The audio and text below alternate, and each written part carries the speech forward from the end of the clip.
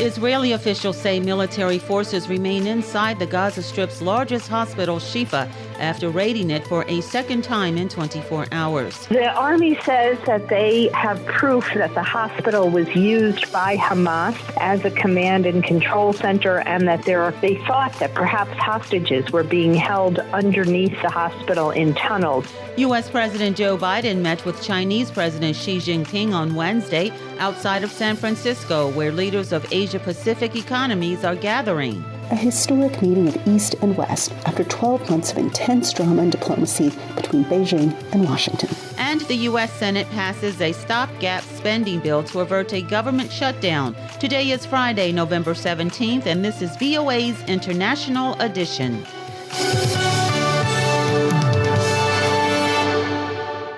Hello, I'm Kim Lewis. Israeli officials say their military forces remained inside the Gaza Strip's largest hospital, Shifa, after raiding it for a second time in 24 hours.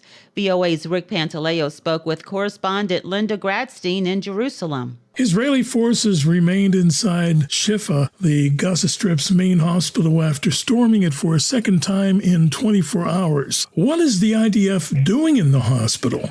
Well, the army says that they have proof that the hospital was used by Hamas as a command and control center, and that they thought that perhaps hostages were being held underneath the hospital in tunnels. They actually found the body of one of the hostages, a 64-year-old Israeli woman who had been battling breast cancer, and her body was found near the hospital. So they're kind of going through the hospital room by room, looking at whatever computers they have. They made a video of 3 duffel bags they found with guns and various other Hamas equipment, but they did not find any proof that the hostages were being held at the hospital. Beside the woman they found dead today, have there been any other reports of hostages that have been killed?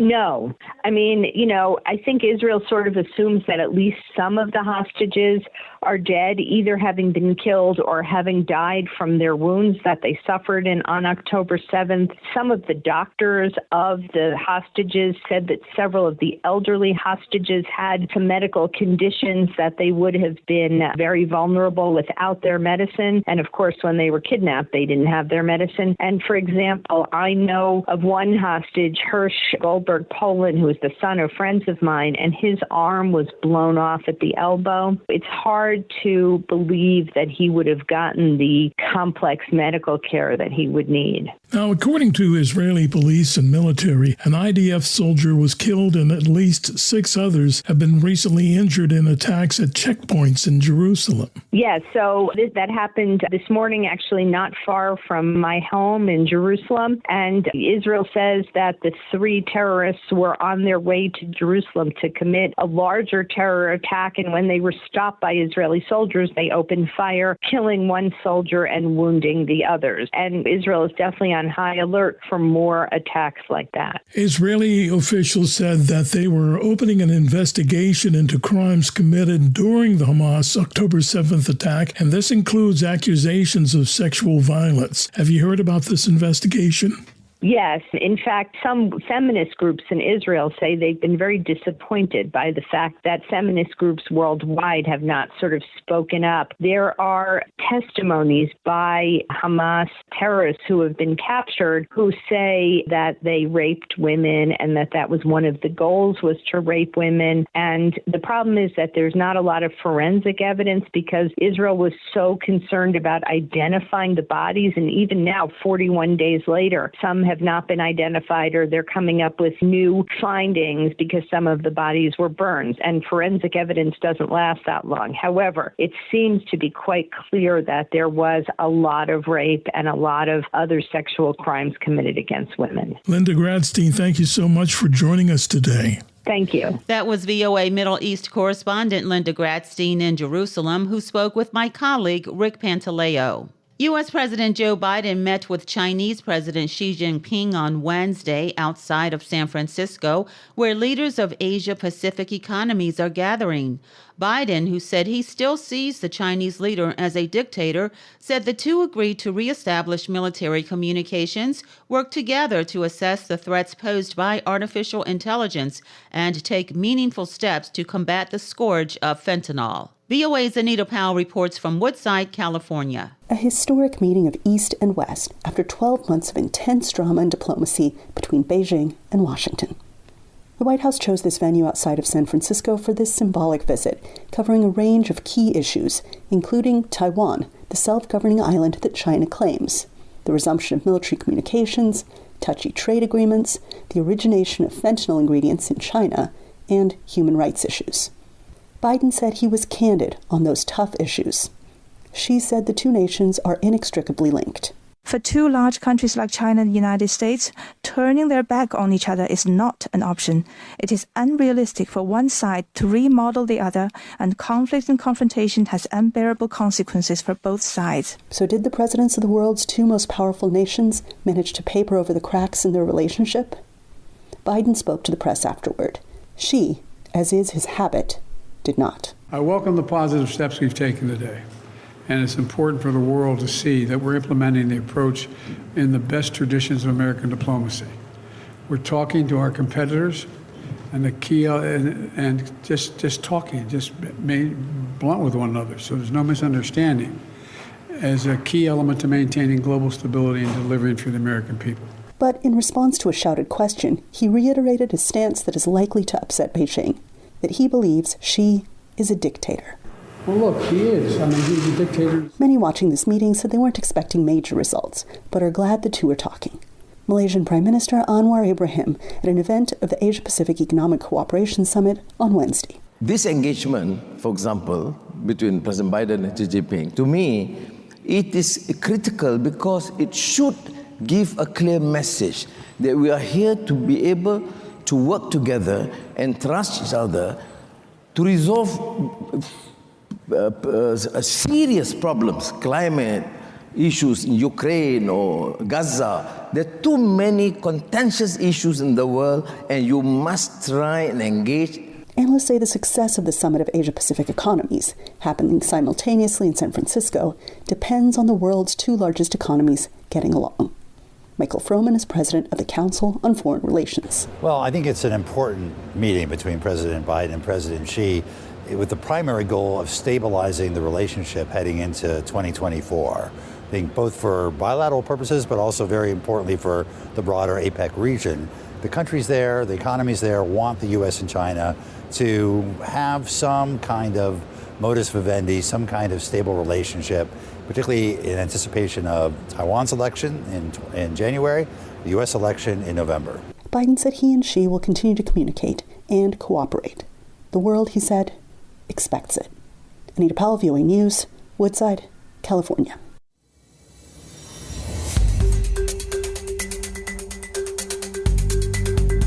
We're following these other stories from around the world. The director of a hospital in Haiti says a heavily armed gang surrounded the medical center and trapped women, children, and newborns inside until police rescued them. He told the Associated Press that gangs were torching homes surrounding the hospital and preventing everyone inside from leaving. The hospital has been considered an oasis in a community overrun by gangs that have unleashed increasingly violent attacks against each other and civilians. The United Press Institute said unidentified gunmen killed one journalist and abducted two other journalists earlier this month in Mali, underscoring the threats facing the media in the region. It is unclear whether the journalists were targeted for their work. The gunmen asked their families to pay nearly $5,000 in ransom for each journalist. The United Kingdom's top foreign diplomat David Cameron traveled to the port of Odessa on Thursday to pledge continued support for the Ukrainian war effort. Cameron's visit marks the first that the former British Prime Minister has taken since being named to his new role of foreign minister.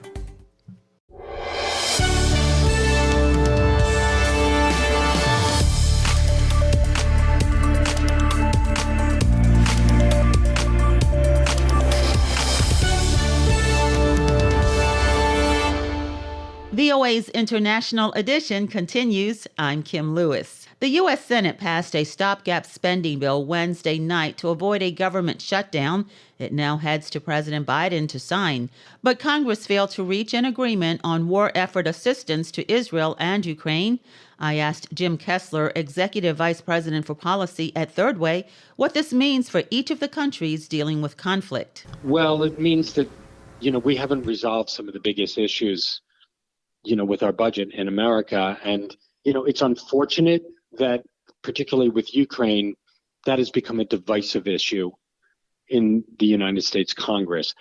I believe it is going to get resolved. The Republicans are going to want some border measures in there for the U.S.-Mexico border. If they're reasonable, Democrats will go for it. I'm sure Joe Biden would go for it, but it's a shame it had to resort to that. Also, as you mentioned, lawmakers are still negotiating on the spending levels for 2024, as well as President Biden's $106 billion national security emergency supplemental request, which does include funds for both Ukraine and Israel. So we will see if that is worked out. But what can we expect in the coming weeks? On the continuing resolution that got passed, what it means is for much of the government, funding is all set, at least through the year, and for some, it's through February. So, federal workers, sigh of relief. On some of the immediate issues that are out there, particularly regarding some of the conflicts that, where America is involved, at least in an advisory or in a supportive role financially, that is unresolved. And these conflicts, it matters on a day-to-day basis. So I think after Thanksgiving, you're going to see Congress get back together and try and resolve this as quickly as possible. Again, the problem is on the Republican side for the most part. They are divided on Ukraine. They're not divided on Israel. But, as much as there are some Democrats who are concerned about the Israel funding, certainly not enough to derail the funding. And also in other U.S. politics, New York Republican Representative George Santos announced that he's dropping his bid for a second term after a new report by the House Ethics Committee says a congressional probe found evidence of, quote, alleged violations, unquote, by Santos that go beyond crimes detailed in the Justice Department's indictments. So what can we expect to happen in this investigation? Well, right now, Congressman Santos is buying time. He announced he wasn't going to run for re-election, really in order to keep his job for the next year, okay? And it's his way of telling Republicans, don't go for expulsion because I'm going to be leaving on my own. He needs to be expelled. And to do that, you need a 2/3 majority in the House. This Ethics Committee report, it could be the nail in the coffin for him, but the House of Representatives is going to have to act. One of the complicating factors on this is that if Santos leaves, that seat will likely be won by a Democrat. So that thin 222 to 213 majority that Speaker Mike Johnson has will become 221 to 214, and every vote counts in the House. Jim Kessler, Executive Vice President for Policy at Third Way. The Associated Press says a gag order that barred Donald Trump from commenting about court personnel after he disparaged a law clerk in his New York civil fraud trial was temporarily lifted Thursday by an appellate judge who raised free speech concerns. Judge David Friedman of the state's Intermediate Appeals Court issued what's known as a stay, suspending the gag order and allowing the former president to freely comment about court staff while a longer appeals process plays out. The trial judge, Arthur Engoron, imposed the gag order on October 3rd after Trump made a false comment about the judge's law clerk on social media. Journalists from India, Togo, Georgia, and Mexico this week are being honored with International Press Freedom Awards. The legal threats and harassment all four confront reflect a wider downward trend in civil liberties, they say. For Liam Scott, VOA's Jessica Jarrett has more. For 13 years, Shahina KK has been living under a legal cloud. Based in the city of Kochi, the editor for Outlook magazine is one of the first journalists charged under India's anti-terror laws in connection with her reporting. She's been facing legal action since 2010 and says pressure on journalists like her have only become more common. 15 years ago or 20 years ago, it was an exception. Journalists being booked was an exception. Now it has become a norm. Governments using laws to target journalists isn't just happening in India, says Shahina. I think it's a global phenomenon. It's happening everywhere. And in India also, as everybody knows, the Indian situation is going from bad to worse. Shahina is one of 4 journalists recognised this week with an International Press Freedom Award. All are confronting legal or other harassment. Presented by the Committee to Protect Journalists, the award also was given to Nico Gravamia from Georgia, Maria Teresa Montana from Mexico, and Ferdinand Ayete of Togo.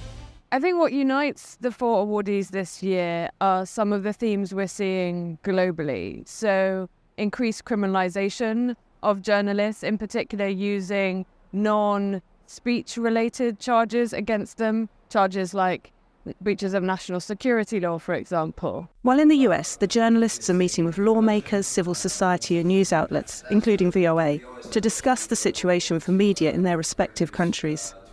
With press freedom at risk around the world, Ginsburg says it's especially important for US lawmakers to hear their stories. The United States prides itself as the home of the First Amendment, a defender of the free press. And so it's really important that US lawmakers hear firsthand the kinds of threats that we are seeing worldwide, not just so that they can help protect those journalists internationally, but also so that they understand what might happen here in the United States if we don't also defend a free press here. With India, Mexico and Georgia all scheduled to hold elections in 2024, the threats to media mirror threats to democracy as a whole, the journalists say. Gravamia, who spent 13 months in prison, says Russian influence is a concern in his home country of Georgia. The problems in Georgia is not a matter of bad governance. It's an issue of Russian-backed authoritarianism. So that is most important issue we have to understand about Georgia. Shahina too says the 2024 elections in India are a concern. Everyone who is worried about democracy, secularism and federalism in India are deeply concerned about the upcoming election.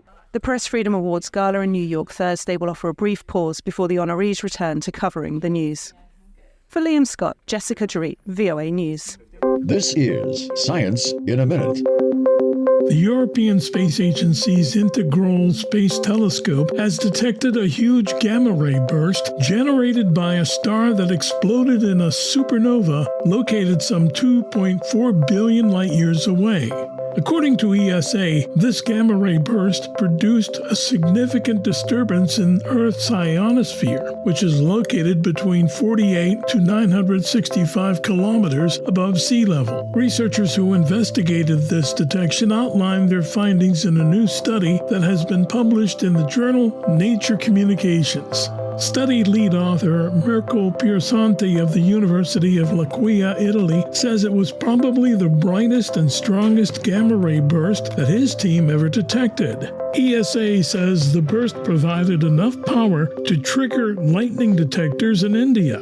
Rick Pantaleo, VOA News. The assassination of U.S. President John F. Kennedy in Dallas, Texas on November 22nd, 60 years ago, put the Texas School Book Depository building on the map of history. As VOA's King Faribaugh reports, despite several efforts to tear down the structure over the decades, the old warehouse is now both a museum about the tragedy and a memorial to President Kennedy. Professor Jeffrey Engel of Southern Methodist University in Dallas says community leaders long struggled to balance the reality of the assassination of President John F. Kennedy with the way it negatively impacted the city. The Kennedy assassination confirmed the identity of Dallas in American minds. Dallas was a place that was known at the time as a hateful, dark city in many ways on a national scene in terms of politics. It was an unfair characterization, but it lingered as a dark cloud over this community for decades. Stephen Fagan is the curator of the 6th Floor Museum, which now occupies the 6th floor of the former Texas School Book Depository, where investigators say Lee Harvey Oswald fired at President Kennedy's motorcade. We are a historical institution that explores the life, death, and legacy of President Kennedy and the broader history and culture of the 1960s. The sixth-floor museum, situated at the edge of Dealey Plaza, opened in 1989 and quickly became a top tourist destination, says Professor Engel of Southern Methodist University. Dealey Plaza is the second most visited tourist attraction in the state of Texas, right after the Alamo. Stephen Fagan of the Sixth Floor Museum. There are sites in this country that are stained by violence and tragedy. Dealey Plaza is one of those, much like Pearl Harbor or the footprint of the World Trade Center. And sites like this allow us to do justice to a tragic event by remembering it properly. Fagan says remembering it properly does not mean the Sixth Floor Museum draws definitive conclusions about exactly what happened in Dallas in November of 1963. Well, the assassination, like so many other things, it's a very divisive topic. People typically arrive here knowing whether they believe Lee Harvey Oswald acted alone or whether there was a conspiracy. Professor Engel says many museum visitors are more than merely curious. The Kennedy conspiracy theorists still hold a grip on the nation's psyche in some ways, that you can go to Dealey Plaza and tell yourself, I've heard the story. Maybe I can piece it together a little bit myself now differently because I've seen it with my own eyes. Again, Stephen Fagan. You may be intrigued by the nuances of the assassination, the lingering questions surrounding bullet trajectories and medical evidence, but at the end of the day, something died here, and Dealey Plaza sort of stands for that unfulfilled hope and promise that John F. Kennedy represented. The Sixth Floor Museum is not just a series of exhibits, it is also an archive. Some of the film footage of the assassination is preserved and licensed by the museum, as are recordings of oral histories of eyewitnesses and key figures in the events. Collectively, they fill the Sixth Floor Museum with more than just physical artifacts that help put a watershed moment of the 20th century into perspective, historically and locally. This museum, I think, has played a very key role in helping this community kind of exorcise the last remaining demons from 1963. A museum which records attendance of more than 300,000 guests annually from 133 countries. Kane Fairbaugh, VOA News, Dallas, Texas. This has been International Edition on the Voice of America. On behalf of everyone at VOA, thank you for joining us. For pictures, stories, videos, and more, follow VOA News on your favorite social media platform and online at voanews.com. Until next time, I'm Kim Lewis. Have a great weekend.